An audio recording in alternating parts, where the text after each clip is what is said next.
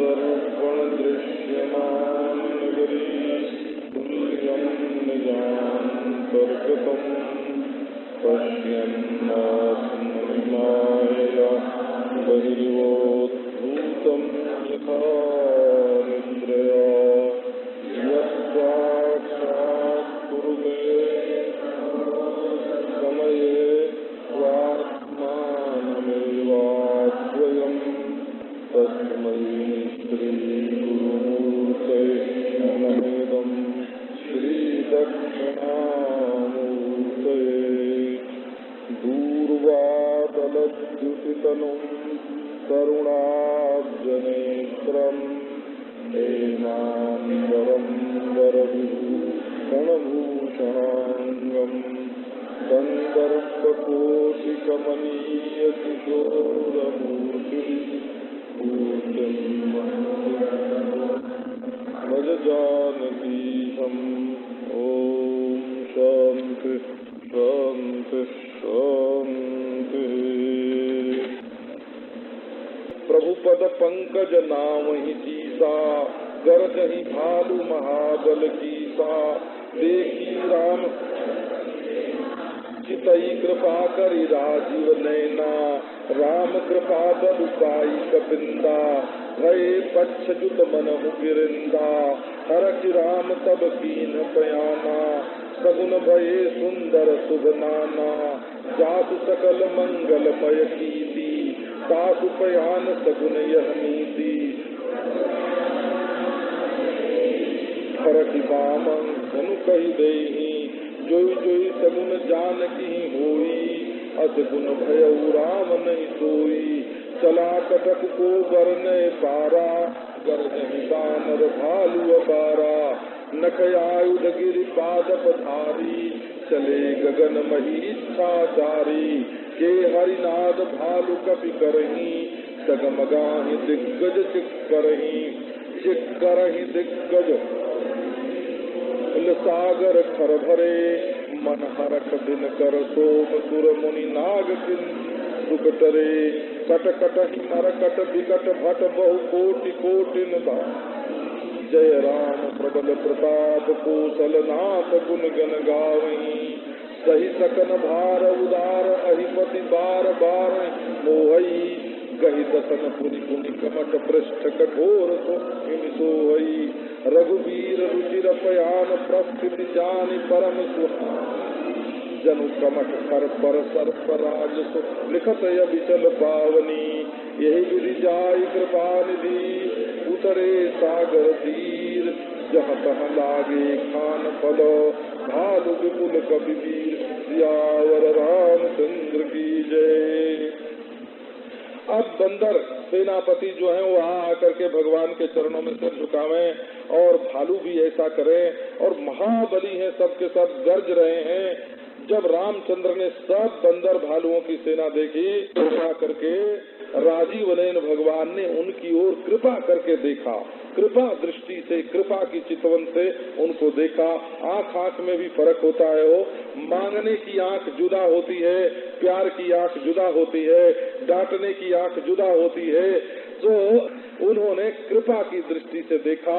अब राम की कृपा होने पर ऐसा बल मिला उन बंदरों को कि मानो एक एक बंदर एक एक पहाड़ हो और उनको पांख लग गए हों, ऐसे मानो अब ये उड़ के तुरंत पहुंचेंगे और जो जाके एक बंदर भी जाके लंका के ऊपर बैठ जाए पहाड़ की तरह गिर पड़े तो लंका टूट फूट जाए, इतनी शक्ति उनके अंदर आ गई। अब रामचंद्र भगवान ने हर्षित हो करके प्रस्थान किया।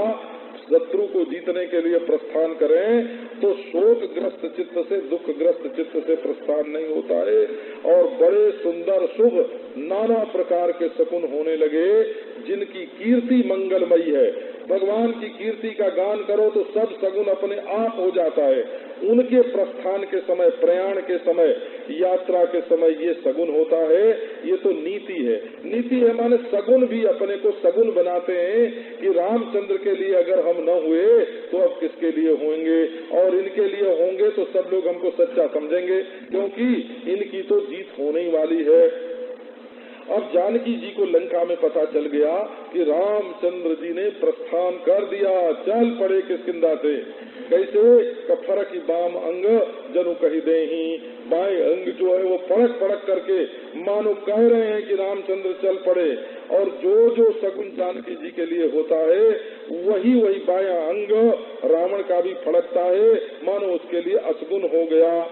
अब ऐसी सेना चली महाराज कि कोई पार तो उसका वर्णन कर ही नहीं सकता। अपार बानर भालू जो हैं वो गर्जना कर रहे हैं।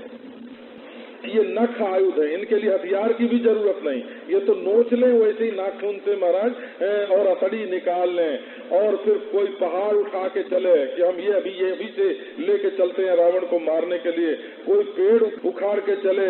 और सब स्वेच्छाचारी हैं, इच्छाचारी, जैसा मन हो वैसा जा सकते हैं। और कोई आकाश मार्ग से चले, कोई धरती पर से चले, चल चले गगनमय, आकाश भर गया, धरती भर गई। और ये है तो भालू कपी लेकिन सिंहनाद करते हैं और इनके भार से दिग्गज जो हैं वो डगमगा जाते हैं और चित्कार करने लगते हैं। दिग्गज चित्कार करते हैं, धरती डोलती है, पहाड़ जो है वो चंचल हो जाते, हिल जाते हैं और सागर में खलबली मच जाती है।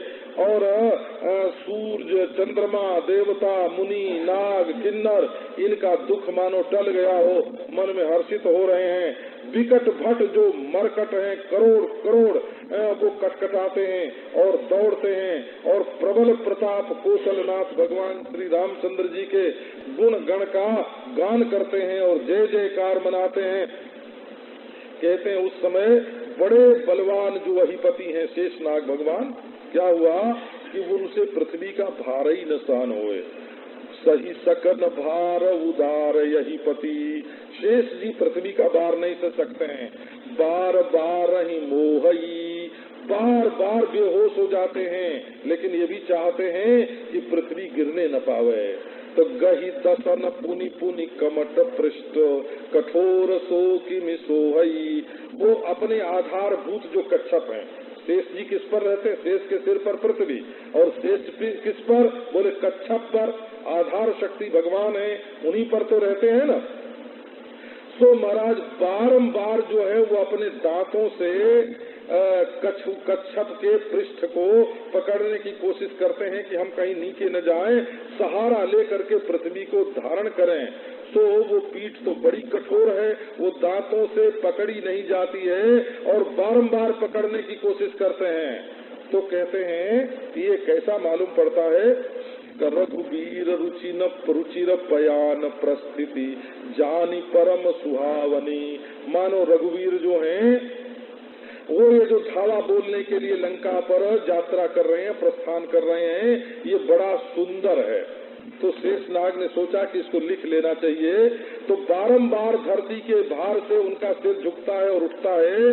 तो ऐसा मालूम पड़ता है कि कच्छप के चिकनी पीठ पर, कठोर पीठ पर सर्पराज जो हैं, ये शेषनाग अपनी दांतों से रामचंद्र की अविचल और पावनी कीर्ति को लिख देना चाहते हैं कि इसको हम जगत की आधार शक्ति कमठ की पीठ पर लिख दें।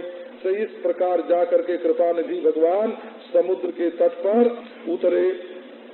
अब भालू और बानर ये तो विपुल है महाराज, और ये तो भगवान के दूत है ना, इनके लिए तो सारी सृष्टि। तो महाराज जहाँ तहाँ वो फल खाने लग गए, किसी से पूछने की तो इनको जरूरत नहीं।